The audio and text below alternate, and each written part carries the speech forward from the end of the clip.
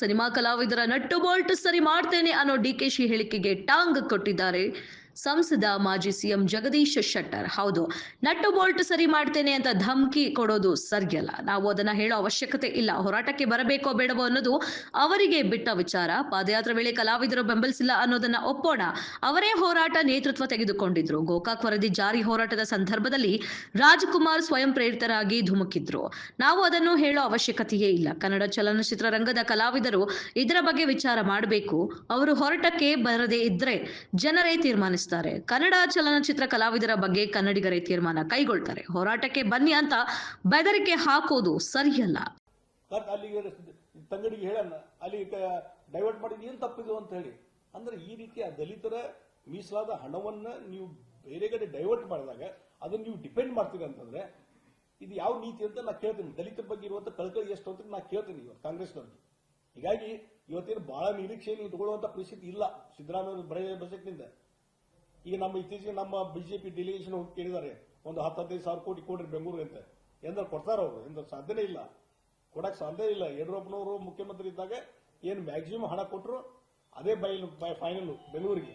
ಅವತ್ತೇ ಎಲ್ಲ ರಸ್ತೆ ಸುಧಾರಣೆ ಎಲ್ಲ ಅದು ಯಡಿಯೂರಪ್ಪನವರು ಇದ್ದಾಗ. ಮುಂದೆ ಇವತ್ತು ಯಾವ ಸರ್ಕಾರ ಕೊಟ್ಟಿದೆ ಹಣ ಬೆಂಗಳೂರಿಗೆ? ಇಲ್ಲ ಇಲ್ಲ. ಈಗ ಕೊಡ್ಲಿ ಬೇಕಾದ್ರೆ ನಾ ಚಾಲೆಂಜ್ ಕೊಡ್ತೀನಿ. ಇಷ್ಟೆಲ್ಲ ಪ್ರಯತ್ನ ಆಗಿದಲ್ಲ ಅಲ್ಲಿ ಶಾಸಕ ಬೆಂಗಳೂರವರು, ಅವರು ಬೆಂಗಳೂರು ಅಭಿವೃದ್ಧಿ ಕೊಡ್ಲಿ ಹಣ ನೋಡ್ತೀನಿ. ಅವ್ರೆಂತಾರೆ 50-60 ಸಾವಿರ ಕೋಟಿ ಗ್ಯಾರಂಟಿ ಇದಕ್ಕೆ ಕೊಡ್ಲಿಕ್ಕೆ ಆಗ್ತಾ ಇಲ್ಲ ನಿಮಗೆ. ನೀವು ಉಳಿದ ಉತ್ತರ ಕರ್ನಾಟಕ ಭಾಗದ ಕೃಷ್ಣಾ ಮೇಲ್ದಂಡೆ ಯೋಜನೆ 50 ಸಾವಿರ ಕೋಟಿ ಬೇಕು ಲ್ಯಾಂಡ್ ಎಕ್ವಿಷನ್ಗೆ. ಹಣ ಕೊಡ್ತೀರಿ ಹಂಗಾರೆ?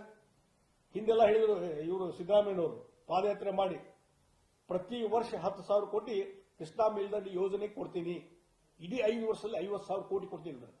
ಇಡೀ 5 ವರ್ಷದಲ್ಲಿ ಕೂಡ 10 ಸಾವಿರ ಕೊಡ್ಲಿಕ್ಕೆ ಆಗಲಿಲ್ಲ ಕೃಷ್ಣಾ ಮೇಲ್ದಂಡೆ ಯೋಜನೆಗೆ. ಇನ್ನೇನ್ ಮಾಡ್ತಾರೆ? ಹೀಗಾಗಿ ಇವತ್ತೇನು ಸುಮ್ಮನೆ ಇವರು ಹೇಳಿಕೆ ಮತ್ತೊಂದು ಹೇಳ್ತಾರೆ ಅಷ್ಟೇ, ಏನೇನು ಇವ್ರ ಕಡೆ ಮಾಡ್ಲಿಕ್ಕೆ ಆಗ್ತಿಲ್ಲ. ಬಹಳ ನಾವು ನಿರೀಕ್ಷೆನೂ ಇಟ್ಕೊಂಡಿಲ್ಲ. ದಾಖಲೆ ಅಷ್ಟೇ, ಬಜೆಟ್ ಮಂಡನೆ ದಾಖಲೆ ಅಷ್ಟೇ. ಅದು ಬಿಟ್ಟು ಇವರ ಈ ಬಜೆಟ್ ನಿಂದ ನಾವು ಉತ್ತರ ಕರ್ನಾಟಕ ಜನ ಏನೋ ಬಯಸುವಂತದ್ದಾಗ್ಲಿ ಏನಾದರೂ ಆಸೆ ಇಟ್ಟುಕೊಂಡಿದ್ರೆ ಅದು ತಪ್ಪು ಗ್ರಹಚಾರ ಅಂತ ಆಗ್ತದೆ. ಸರ್, ಸಿದ್ದರಾಮಯ್ಯ ಅವರು ದಕ್ಷಿಣ ಭಾರತದ ರಾಜ್ಯಗಳಿಗೆ ಕೇಂದ್ರ ಸರ್ಕಾರದಿಂದ ಅನ್ಯಾಯ ಆಗ್ತಿದೆ ಅಂತ ಸಿಎಂ ಸಿದ್ದರಾಮಯ್ಯ ಹೇಳಿದಾರೆ. ಅದರೊಳಗೆ ನೇತೃತ್ವ ವಹಿಸಿ ಅವರ ಹೋರಾಟ ನಡೆಸ್ತಾರೆ. ಇದು ಬಹಳ ವರ್ಷದಿಂದ ಹೇಳ್ಕೊಂತ ಬಂದಾರ. ಅವ್ರಿಗೆ ಏನದ ಕೇಂದ್ರ ಸರ್ಕಾರದ ಬಗ್ಗೆ ಅವ್ರಿಗೆ ಮಾತಾಡದಿದ್ರೆ, ಮೋದಿಜಿಯವ್ರನ್ನ ಟೀಕೆ ಮಾಡದಿದ್ರೆ ಬಹುಶಃ ಅವರಿಗೆ ಊಟ ಹೋಗ್ಲಿಕ್ಕಿಲ್ಲ ಅಂತ ನಂಗೆ ಅನಿಸ್ತದೆ. ಆ ಹಿನ್ನೆಲೆಯಲ್ಲಿ ಬೆಳಗಿನ ಸಾಯಂಕಾಲ ಟೀಕೆ ಮಾಡುವಂಥದ್ದು.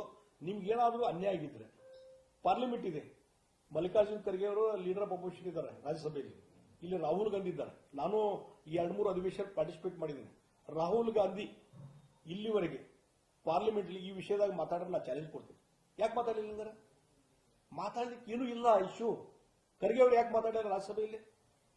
ಅಲ್ಲಿ ಮಾತಾಡ್ಬೋದಾಗಿತ್ತಲ್ಲ. ಏನಾದ್ರು ಅದೇ ಆಗಿದ್ರೆ ಹೋಗ್ಲಿ.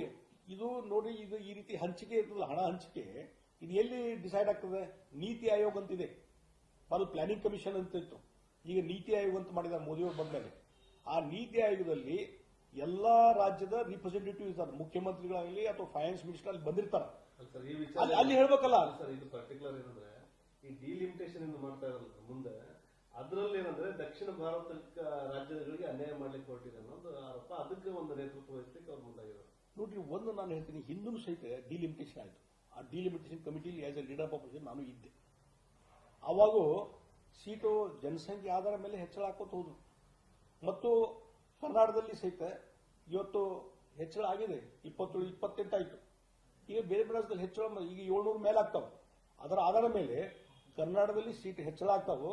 ಒಂದೊಂದು ಅಸ್ತ್ರ ಇದು. ಒಂದ್ ಕಡೆ ಈ ನ್ಯೂ ಎಜುಕೇಶನ್ ಪಾಲಿಸಿ ಅದರ ಬಗ್ಗೆ ಟೀಕಾ ಮಾಡೋದು, ತ್ರಿಭಾಷೆ ಸೂತ್ರದ ಬಗ್ಗೆ ಟೀಕಾ ಮಾಡೋದು, ಒಟ್ಟು ಕೇಂದ್ರ ಸರ್ಕಾರಕ್ಕೆ ಟೀಕೆ ಅಸ್ತ್ರ ಇದು. ಒಂದ್ ಕಡೆ ಈ ನ್ಯೂ ಎಜುಕೇಶನ್ ಪಾಲಿಸಿ ಅದರ ಬಗ್ಗೆ ಟೀಕಾ ಮಾಡೋದು, ತ್ರಿಭಾಷೆ ಸೂತ್ರದ ಬಗ್ಗೆ ಟೀಕಾ ಮಾಡೋದು, ಒಟ್ಟು ಕೇಂದ್ರ ಸರ್ಕಾರಕ್ಕೆ ಟೀಕೆ ಮಾಡಲಿಕ್ಕೆ, ಅಪಪ್ರಚಾರ ಮಾಡಲಿಕ್ಕೆ ಏನೇನು ಪ್ರಯೋಗ ಮಾಡಬೇಕು ಅದೆಲ್ಲವನ್ನು ಅಪೋಸಿಷನ್ ಮಾಡ್ತಾ ಇದ್ದಾರೆ. ಸಿದ್ದರಾಮಯ್ಯ ಮಾಡ್ತಾ ಇದ್ದಾರೆ. ನಿಮ್ಗೇನಾದರೂ ಹಣದ ಕೊರತೆ ಆದ್ರೆ ಓಕೆ, ಕ್ವಶನ್ ಮಾಡಿ. ಡಿಲಿಮಿಟೇಷನ್ ಕಮಿಟಿನ ಇನ್ನೂ ಆಗಿಲ್ಲ, ಅದು ಗೈಡ್ಲೈನ್ಸ್ ಏನಾದ ಇನ್ನೂ ಗೊತ್ತಿಲ್ಲ ಯಾರಿಗೂ. ಗೈಡ್ಲೈನ್ಸ್ ಬಂದ ಮೇಲೆ ಅಥವಾ ಜನಸಂಖ್ಯೆ ಆಧಾರ ಮೇಲೇನೋ ಅಥವಾ ಮತ್ತೊಂದು ಬೇರೆ ಆಧಾರ ಮೇಲೆ ಮಾಡ್ತಾರೆ. ಯಾವುದೂ ಗೈಡೆನ್ಸ್ ಇನ್ನೂ ಫಿಕ್ಸ್ ಆಗಿಲ್ಲ ಮತ್ತು ಸೆನ್ಸಸ್ ಇನ್ನೂ ಆಗಿಲ್ಲ. ಇನ್ನೂ ಆಗಲಾರ್ದೇ ಏನಂತಾರಲ್ಲ ಅದು ಇನ್ನು ಕೂಸುಟ್ಟು ಮುಂಚೆ ಕುಲಾವಿ ಹುಟ್ಟಿಸಿದ್ರಂತ ಹೊಲದ್ರಂತ ಹೇಳಿ ಕುಲಾವಿ ಈಗಿನ್ನೂ ಯಾವುದು ಡಿಲಿಮಿಟೇಷನ್ ಕಮಿಟಿ ಆಗಿಲ್ಲ, ಮತ್ತೊಂದಾಗಿಲ್ಲ, ಏನಾಗ್ಲದ ಗೈಡ್ಲೈನ್ಸ್ ಏನದು ಗುರ್ತಿಲ್ಲ. ಸುಮ್ಮನೆ ಟೀಕೆ ಮಾಡಬೇಕು, ಟೀಕೆ ಆ ಸ್ಟಾಲಿನ್ ಅವರು ಮಾಡಿದ್ರು. ಆಮೇಲೆ ಸಿದ್ದರಾಮಯ್ಯ ನಾನು ಯಾಕೆ ಕಡಿಮೆ ಅಂತ ಸಿದ್ದರಾಮಯ್ಯ ಮಾಡ್ತಾ ಇದ್ದಾರೆ. ಒಬ್ಬರಾದ್ಮೇಲೆ ಮಾಡ್ತದೆ. ಮತ್ತು ಅಮಿತ್ ಶಾ ಕ್ಲಿಯರ್ ಕಟ್ ಹೇಳಿದ್ದಾರೆ, ಯಾವುದೇ ಸೀಟ್ ಕಡಿಮೆ ಆಗುವುದಿಲ್ಲ ಅಂತ ಕ್ಲಿಯರ್ ಕಟ್ ಹೇಳಿದ್ದಾರೆ. ಈಗ ಇಷ್ಟೆಲ್ಲ ಹೇಳಿದ ಮೇಲೆ ಮುಂಜಾನೆ ಸಿನಿಮಾ ಟೀಕಾ ಮಾಡೋದಂದ್ರೆ ಮೋದಿಯವರು ಟೀಕೆ ಮಾಡ್ಬೇಕೇನಾದ್ರೆ. ಯಾಕಂದ್ರೆ ಟೀಕೆ ಮಾಡ್ಲಿಕ್ಕೆ ನಿಮ್ಗೆ ಯಾವುದೂ ಇಶ್ಯೂ ಇಲ್ಲ, ಅದಕ್ಕೆ ಅನಾವಶ್ಯಕ ಇಂಥ ಇಶ್ಯೂಗಳನ್ನು ಕ್ರಿಯೇಟ್ ಮಾಡ್ತಾ ಇದ್ದಾರೆ. ಸಂವಿಧಾನಕ್ಕೆ ಧಕ್ಕೆ ತರುವಂತ ಕೆಲಸ ಬಿಜೆಪಿ ಮಾಡುತ್ತೆ. ಅಲ್ಲ, ಇದು ಹೇಳೋ ಮುಂಜಾನೆ ಸಿನಿಮಾ ಹೇಳ್ಕೊಂತ ಇದ್ದಾರೆ ಅವರು. ಅದಕ್ಕೆ ಸಂವಿಧಾನಕ್ಕೆ ಮೊದಲಿಂದು ಅನ್ಯಾಯ ಮಾಡ್ತಾ ಇರೋದು ಕಾಂಗ್ರೆಸ್ ಪಾರ್ಟಿ. ಡಾಕ್ಟರ್ ಬಾಬಾ ಸಾಹೇಬ್ ಅಂಬೇಡ್ಕರ್ ಮೊದಲಿಂದ ಅನ್ಯಾಯ ಮಾಡಿದವರು ಕಾಂಗ್ರೆಸ್ ಪಾರ್ಟಿ. ಸರ್, ಪೋಕ್ಸೋ ಪ್ರಕರಣದಲ್ಲಿ ಯಡಿಯೂರಪ್ಪನವರಿಗೆ ಕೋರ್ಟ್ ನೋಟಿಸ್ ಜಾರಿ ಮಾಡಿದೆ. ನೋಡ್ರಿ, ಲೀಗಲ್ ಪ್ರೊಸೆಸ್ ಅಂತ ಇರ್ತದೆ. ಆ ಲೀಗಲ್ ಪ್ರೊಸೆಸ್ ಪ್ರಕಾರ ಈ ಒಂದು ಕೇಸ್ ಬಿದ್ದದ, ಅದು ಕೇಸು ಸುಳ್ಳು ಕೇಸ್ ಅಂತ ಹೇಳಿ ಈಗಾಗಲೇ ಯಡಿಯೂರಪ್ಪನವರು ಡಿಪೆಂಡ್ ಮಾಡ್ತಾ ಇದ್ದಾರೆ. ವಿ ಹ್ಯಾವ್ ಟು ಲೀಗಲ್ ಕೋರ್ಟ್ನಲ್ಲಿ ಇರೋದ್ರಿಂದ ಕೋರ್ಟ್ನಲ್ಲಿ ಏನಾಗ್ತದೆ, we have to wait and see. Sir, Mahadayi ನ್ಯಾಯಾಧೀಕರಣ ಏನಿತ್ತಲ್ಲ ವಿಸ್ತರಣೆ ಆಗಿದೆ ಸರ್. ಅದಕ್ಕೆ ನೋಡಿ, ಒಂದು ಈ ಕೆಲವೊಂದು ಪರಿಸರ ಇಲಾಖೆ ಮತ್ತೊಂದು ಇದ್ರ ಬಗ್ಗೆ ಇನ್ನೂ ಪರ್ಮಿಷನ್ ಸಿಕ್ಕಿಲ್ಲ ಅನ್ನುವಂಥ ಕಾರಣದ ಮೇಲೆ ಅದರ ಸಲುವಾಗಿ ವಿಸ್ತರಣೆ ಆಗಿರ್ಬೋದು. ಬಹುಶಃ ಆದಷ್ಟು ಬೇಗನೆ ಅದಕ್ಕೊಂದು ಇತ್ಯರ್ಥ ಆಗ್ತದೆ ಅಂತ ನನಗೊಂದು ವಿಶ್ವಾಸ ಇದೆ. ಇತ್ಯರ್ಥ ಆಗ್ತದೆ ಅನ್ನೋದು ವಿಶ್ವಾಸ ನನಗಿದೆ.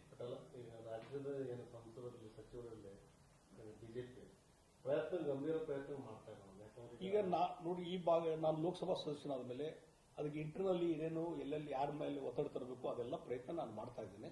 ಅದಕ್ಕೆ ಇವತ್ತಿನ ನಾಳೆ ಅದು ಒಳ್ಳೆ ರಿಸಲ್ಟ್ ಬರ್ತದೆ ಅಂತ ನನಗೆ ಹೋಪ್ಸ್ ಅದನ್ನ. ಅದೊಂದು ಇತ್ಯರ್ಥ ಆಗ್ಬೇಕು ಡೆಫಿನೆಟ್ಲಿ. ಅದು ಕೇಂದ್ರ ಸರ್ಕಾರದ ಪಾತ್ರ ಇರಲಿ, ರಾಜ್ಯ ಸರ್ಕಾರದಿರಲಿ, ಇವತ್ತು ಯಾರ ಕಡೆಯಿಂದ ಇದ್ರೂ ಅದು ಇತ್ಯರ್ಥ ಆಗಬೇಕು. ಮತ್ತು ನಾನು ಪಾರ್ಲಿಮೆಂಟಲ್ಲಿ ಆ ಇಶ್ಯೂ ಬಗ್ಗೆ ಮಾತಾಡಲಿಕ್ಕೆ 0 ಅವರ್ನಲ್ಲಿ ಹೇಳಿದ್ದೆ. ವಿಷಯಗಳು ಒಂದ್ಸಲ ಬಂದಿತ್ತು, ಆದರೆ ಕಾಂಗ್ರೆಸ್ನವರು ಅಪೋಸಿಷನ್ದವರು ಬೇರೆ ಬೇರೆ ಕಾರಣ ಸಲುವಾಗಿ ಸದನದಲ್ಲಿ ಬಾವಿಗಿಳಿದ್ರಿಂದ ಅವತ್ತು ಆ ವಿಷಯ ರೀಚ್ ಆಗಲಿಲ್ಲ. ಈ ಮತ್ತೆ ನಾನು 10ನೇ ತಾರೀಕು ನಂತರ ಅಧಿವೇಶನ ಇದೆ, ಅಲ್ಲಿ 0 ಅವರಿಗೆ ಕಳಿಸಿದ್ದೇನೆ ಮತ್ತು ಕ್ವಶನ್ ಅವ್ರನ್ನ ಕೇಳಲಿಕ್ಕೂ ಕಳಿಸಿದ್ದೇನೆ ನಾನು ಮಹದಾಯಿ ವಿಷಯದ ಬಗ್ಗೆ. ಮತ್ತು ಇಂಟರ್ನಲ್ಲಿ ವೈಯಕ್ತಿಕವಾಗಿ ಮಂತ್ರಿಗಳನ್ನೇ ಭೇಟಿಯಾಗಿ ಅವ್ರಿಗೆ ಏನು ಹೇಳಬೇಕು ಅದನ್ನು ಹೇಳಿದ್ದೇನೆ. ಈಗ ನಿನ್ನೆ ಅಮಿತ್ ಶಾ ಅವ್ರ ಕಾರ್ಯಕ್ರಮದಲ್ಲಿ ಭಾಗಿಯಾಗಿದ್ದೆ ಒಂದು ದೊಡ್ಡ ಮಟ್ಟದಲ್ಲಿ ಚರ್ಚೆ ಆಗ್ತಾ ಇದೆ. ಅದರಲ್ಲ ಡಿಕೆಶಿ ಎಲ್ಲ ಒಂದ್ ಕಡೆ ಬಿಜೆಪಿ ಬರ್ತಾರೆ ಅನ್ನೋ ಒಂದು ಇದನ್ನು ಅದನ್ನ ನಾನು ಮೊನ್ನೆ ಬೆಳಗಾವಿಯಲ್ಲಿ ಪತ್ರಿಕಾಗೋಷ್ಠಿಯಲ್ಲಿ ನಾನು ಅಲ್ಲಿ ಮಾತಾಡಿದೆ. ನೀವು ಬಿಜೆಪಿ ಸಭೆ ಇತ್ತು, ಅಲ್ಲಿನೂ ಮಾತಾಡಿದೆ. ಇನ್ ಫೈಟಿಂಗ್ ನಡೀತಾ ಇದೆ ಕಾಂಗ್ರೆಸ್ ಪಾರ್ಟಿಯಲ್ಲಿ, ಬಹಳ ದೊಡ್ಡ ಪ್ರಮಾಣದಲ್ಲಿ ಇನ್ ಫೈಟಿಂಗ್ ನಡೀತಾ ಇದೆ. ಮತ್ತು ಯಾರೇ ಏನೇ ಡಿನೈ ಮಾಡಿದ್ರು ಈ ಮುಖ್ಯಮಂತ್ರಿ ಆಯ್ಕೆ ಆಗುವ ಸಂದರ್ಭದಲ್ಲಿ ಈ ಪವರ್ ಹಂಚಿಕೆ ಬಗ್ಗೆ ಬಹಳಷ್ಟು ಚರ್ಚೆಗಳಾಗಿದ್ದಾವೆ. ನನ್ನ ಪ್ರಕಾರ ಬಹುಶಃ ಅದಕ್ಕೆ ಒಂದು 10-15 ದಿವಸ ಲೇಟ್ ಆಯಿತು ಸ್ವೇರಿಂಗ್ ಆಗೋದು, ಮುಖ್ಯಮಂತ್ರಿ ಸ್ವೇರಿಂಗ್ ಆಗೋದು ಲೇಟ್ ಆಯಿತು. ಆ ಸಂದರ್ಭದಲ್ಲಿ ಬಹಳಷ್ಟು ಚರ್ಚೆ ಆಗಿ ಬಹುಶಃ ಅಲ್ಲಿ ಹೈಕಮಾಂಡ್ ಮಟ್ಟದಲ್ಲಿ ಸಿದ್ದರಾಮಯ್ಯ ಮತ್ತು ಡಿ ಕೆ ಶಿವಕುಮಾರ್ ಮಧ್ಯದಲ್ಲಿ ಏನೋ ಒಂದು ಅಂಡರ್ಸ್ಟ್ಯಾಂಡಿಂಗ್ ಆಗಿದೆ ಪವರ್ ಹಂಚಿಕೆ ಬಗ್ಗೆ. ಬಟ್ ಅದನ್ನು ಯಾರೂ ಡಿಸ್ಕ್ಲೋಸ್ ಮಾಡ್ತಾ ಇಲ್ಲ. ಡಿಸ್ಕ್ಲೋಸ್ ಮಾಡೋಕೆ ಧೈರ್ಯ ಯಾರಿಗೂ ಇಲ್ಲ, ಅದರಿಂದ ಏನಾದರೂ ಡಿಫ್ರೆನ್ಸಿಯೇಟ್ ಆಗ್ತದೆ ಅಂತ ಹೇಳಿ. ಹೀಗಾಗಿ ಈ ಕಡೆ ಸಿದ್ದರಾಮಯ್ಯ ಅಧಿಕಾರ ಬಿಟ್ಟು ಇಳಿಲಿಕ್ಕೆ ತಯಾರಿಲ್ಲ ಮತ್ತು ಡಿ ಕೆ ಶಿವಕುಮಾರ್ ಅಗ್ರಿಮೆಂಟ್ ಪ್ರಕಾರ ನಮ್ಗೆ ಅಧಿಕಾರ ಕೊಡಿ ಅಂತ ಕೇಳ್ತಾ ಇದ್ದಾರೆ. ಅವರು ಕೆಪಿಸಿ ಅಧ್ಯಕ್ಷರಿದ್ರು, ಅವರ ಇಬ್ಬರು ನೇತೃತ್ವದಲ್ಲಿ ಅಧಿಕಾರಕ್ಕೆ ಬಂದವರು ಪಾರ್ಟಿ. ಆ ಹಿನ್ನೆಲೆಯಲ್ಲಿ ಬಹುಶಃ ಬಹಳಷ್ಟು ವಿಚಾರಗಳು ಚರ್ಚೆಗೆ ಬರ್ತಾ ಇದ್ದಾವೆ ಮತ್ತು ಇನ್ ಫೈಟಿಂಗ್ ನಡೀತಾ ಇದೆ. ಒಂದೇನಾಗಿದೆ, ಮುಖ್ಯಮಂತ್ರಿ ಸಿದ್ದರಾಮಯ್ಯ ಅವರಾಗಲಿ ಡಿ ಕೆ ಶಿವಕುಮಾರ್ ಆಗಲಿ ನೇರವಾಗಿ ಅವ್ರು ಮಾತಾಡ್ಲಿಕ್ಕೆ ತಯಾರಿಲ್ಲ ಇದ್ರ ಬಗ್ಗೆ. ಒಂದ್ಸಲ ಸಿದ್ದರಾಮಯ್ಯ ಅಂದ್ರು ಈ ಪವರ್ ಹಂಚಿಕೆ ಏನಾದಾಗಿದೆ ನೋಡ್ರಿ, ಅದೆಲ್ಲ ಹೈಕಮಾಂಡ್ ಬಿಟ್ಟಂತ ವಿಚಾರ. ಹೈಕಮಾಂಡ್ ಯಾವ ರೀತಿ ಹೇಳ್ತದೋ ಅದ್ರ ಪ್ರಕಾರ ನಡ್ಕೊಂತೀನಿ ಅನ್ನುವಂಥ ಮಾತು ಹೇಳಿದಾಗ ಅದರ ಅರ್ಥ ಸಮಥಿಂಗ್ ಈಸ್ ಹ್ಯಾಪನ್ಡ್, ಅವರಿಬ್ಬರು ನಡುವೆ ಏನೋ ಆಗಿದೆ. ಆಮೇಲೆ ಡಿ ಕೆ ಶಿವಕುಮಾರ್ ಅಲ್ಲಿ ಹೈಕಮಾಂಡ್ ಮಟ್ಟದಲ್ಲಿ ಮಾಡ್ತಾರೆ, ನೇರವಾಗಿ ನನ್ನ ಪವರ್ ಹಂಚಿಕೆ ಆಗಿದೆ, ಅದರ ಪ್ರಕಾರ ಅಧಿಕಾರಕ್ಕೆ ಕೊಡಿ ಅಂತ ಕೇಳಲಿಕ್ಕೆ ಅವರಿಗೆ ನೇರವಾಗಿ ಓಪನ್ ಆಗಿ ಹೇಳಲಿಕ್ಕೆ ಆಗ್ತಾ ಇಲ್ಲ. ಆ ಹಿನ್ನೆಲೆಯಲ್ಲಿ ಇನ್ನು ಫೈಟಿಂಗ್ ನಡೀತಾ ಇದೆ ಮತ್ತು ಪ್ರಾಕ್ಸಿ ವಾರ್ ಅಂತ ಏನಾಗಿದೆ, ಪ್ರಾಕ್ಸಿ ವಾರ್ ನೇರವಾಗಿ ಅವರು ಮಾತಾಡೋದಿಲ್ಲ, ಅವ್ರ ಪರವಾಗಿ ಬೇರೆಯವರು ಮಾತಾಡಲಿಕ್ಕೆ ಚಾಲೂ ಮಾಡಿದ್ದಾರೆ. ಈಗ ಸಿದ್ದರಾಮಯ್ಯ ಪರವಾಗಿ ಎಚ್ ಡಿ ಮಹದೇವಪ್ಪನವರು ಮತ್ತು ರಾಜಣ್ಣವರು, ಸತೀಶ್ ಜಾರಕಿಹೊಳಿ ಅವರು, ಹೀಗೆ ಪಟ್ಟಿ ಎಂ ಬಿ ಪಾಟೀಲ್ರು, ಇನ್ನೂ ಪಟ್ಟಿ ಹಾಗೆ ಬೆಳ್ಕೊಂಡು ಹೋಗ್ತದೆ. ಅವರೆಲ್ಲ ಮಾತಾಡ್ಲಿಕ್ಕೆ ಚಾಲೂ ಮಾಡಿದ್ದಾರೆ. ಸಿದ್ದರಾಮಯ್ಯ 5 ವರ್ಷ ಮುಖ್ಯಮಂತ್ರಿಯಾಗಿ ಮುಂದುವರಿಯಬೇಕು ಅನ್ನುವಂಥದ್ದು ಒಂದ್ ಕಡೆ ಹೇಳ್ತಾರೆ. ಏನಿದ್ರು ಅದು ಹೈಕಮಾಂಡ್ ಬಿಟ್ಟಂತ ವಿಚಾರ ಅಂತ ಹೇಳ್ತಾರೆ. ಮತ್ತು ಮತ್ತೊಂದು ಕಡೆ ಡಿ ಕೆ ಶಿವಕುಮಾರ್ ಅವರು ಬಾಯಿ ಬಿಡ್ಲಿ ಅಂತ ಹೇಳಿ ಒಂದು ಪ್ರಚೋದನೆ ಸ್ಟಾರ್ಟ್ ಆಗಿದೆ. ರಾಜಣ್ಣ ಅವರು ಮಾತಾಡೋ ಸ್ಟೈಲ್ ನೋಡ್ಬಿಟ್ರೆ ಪ್ರಚೋದನೆ. ಒಂದು ರೀತಿ ಕೆಪಿಸಿ ಒಬ್ರು ಅಧ್ಯಕ್ಷರಂತಂದ್ರೆ ಅದೊಂದು ಪ್ರಾಮಿನೆಂಟ್ ಹುದ್ದೆ. ಆ ಹುದ್ದೆ ಇದ್ದಂಥವ್ರ ಬಗ್ಗೆನೇ ಬಹಳ ಒಂದು ಕೆಟ್ಟದಾಗಿ ಮಾತಾಡುವಂಥದ್ದು ಸ್ಟಾರ್ಟ್ ಮಾಡಿದ್ದಾರೆ ರಾಜಣ್ಣ ಅವರು. ಹೀಗಾಗಿ ಏನಾಗಿದೆ ಅಂದ್ರೆ ಈ ಬೇರೆಯವ್ರ ಮುಖಾಂತರ ಅವ್ರಿಗೆ ಇನ್ಸ್ಟಿಗೇಷನ್, ಪ್ರಚೋದನೆ ಮಾಡುವಂಥದ್ದು, ಪ್ರಚೋದನೆಗೆ ಈಡಾಗದೇ ರೀತಿಯಲ್ಲಿ ಡಿ ಕೆ ಶಿವಕುಮಾರ್ ವರ್ತನೆ ಮಾಡ್ತಾ ಇದ್ದಾರೆ. ರಾಜಣ್ಣ ಅವರು ಹೇಳಿಕೆ ಹಿಂಗೆ ಕೊಟ್ಟಿದ್ದಾರೆ ಅಂದ್ರೆ ನಾನು ಅದಕ್ಕೆ ಪ್ರತಿಕ್ರಿಯೆ ಕೊಡುವುದಿಲ್ಲ, ನನ್ನ ಬಗ್ಗೆ ಏನು ಹೇಳುವುದಿಲ್ಲ ಅಂತ ಈ ರೀತಿ ಮಾತಾಡೋದು ನೋಡಿದಾಗ ಪ್ರಾಕ್ಸಿ ವಾರ್ ಸ್ಟಾರ್ಟ್ ಆಗಿದೆ ಮತ್ತು ಪ್ರಚೋದನೆಗೊಂಡು ಅವರೇನೋ ಮಾತಾಡಲಿ ಅಂತ ಹೇಳಿ ಸ್ಟಾರ್ಟ್ ಆಗಿದೆ. ಹಾಗಾದ್ರೆ ಮುಖ್ಯಮಂತ್ರಿ ಸಿದ್ದರಾಮಯ್ಯ ಅವರು ಪಾರ್ಟಿ ಕಮಿಟ್ಮೆಂಟ್ ಇದೆ, ರಾಜಣ್ಣವ್ರು ಕರೆದು ಹೇಳ್ಬೋದಾಗಿತ್ತಲ್ಲ, ನೀವು ಹಿಂಗ್ಯಾಕೆ ಮಾತಾಡ್ತೀರಿ, ಒಬ್ಬ ರಾಜ್ಯದ ಕಾಂಗ್ರೆಸ್ ಅಧ್ಯಕ್ಷರ ಬಗ್ಗೆ ಯಾಕೆ ಹಿಂಗೆ ಮಾತಾಡ್ತಿದ್ರಿ, ಇದು ಮಾತಾಡೋದು ಸರಿಯಲ್ಲ ಅಂತ ಒಂದ್ಸಲ ಹೇಳ್ಬೋದಾಗಿತ್ತಲ್ಲ. ಇಲ್ಲಿಲ್ಲ ಅಂದ್ರೆ it is A 100% proxy war. Siddaramaiah ಅವರು ಇವನ್ನೆಲ್ಲ ಮಾತಾಡ್ಲಿಕ್ಕೆ ಬಿಟ್ಟಿದ್ದಾರೆ. ಅದಕ್ಕಾಗಿ ಡಿ ಕೆ ಶಿವಕುಮಾರ್ ಯಾವ ಸಂದರ್ಭದಲ್ಲಿ ಯಾವ ನಿರ್ಧಾರ ಕೈಗೊಂತಾರೆ ಅದು ಯಾರಿಗೂ ಊಹಿಸಲಿಕ್ಕೆ ಸಾಧ್ಯ ಇಲ್ಲ. ಬಟ್ ಯಾವುದೇ ಒಂದು ಸಂದರ್ಭದಲ್ಲಿ ಇದು ಸ್ಫೋಟ ಆಗ್ತದೆ, 100% ಸ್ಫೋಟ ಆಗ್ತದೆ. ಅಂದ್ರೆ ಬಿಜೆಪಿ ಬರ್ತಾರಂತ ಅಲ್ಲ, ನಾನು ಹೇಳೋದು ಬಿಜೆಪಿ ಬರ್ತಾರೋ ಬಿಡ್ತಾರೋ ಅಂತ.